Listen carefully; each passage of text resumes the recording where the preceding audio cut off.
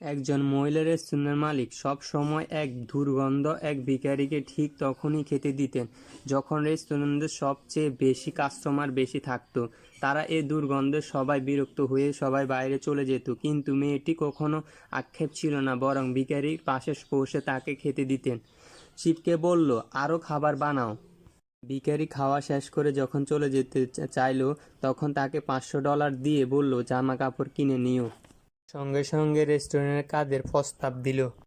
কিছুদিন পর পরিষ্কার পরিচ্ছন্ন কাপড় পরে রেস্টুরেন্টে আলো, তখন মেয়েটি চিনতে পারল না।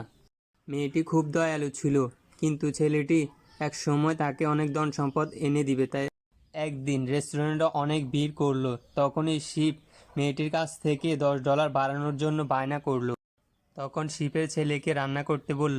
রান্নাটা এতই খারাপ ছিল, সবাই টাকা না দিয়ে বাইরে চলে গেল, কারণ শিব তার ছেলেকে সঠিকভাবে রান্না কখনোই শেখায় না।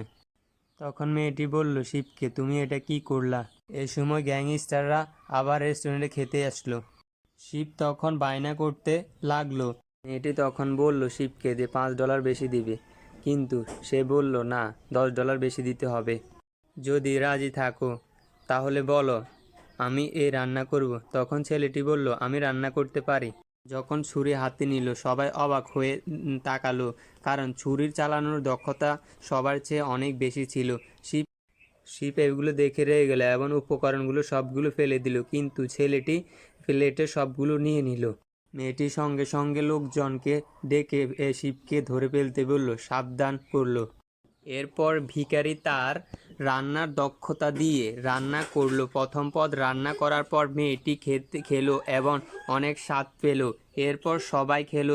খেতে খেতে মনে ছিল না যে গ্যাংস্টাররা তাদের অপেক্ষায় বসেছিল যে রান্না খাওয়ার জন্য।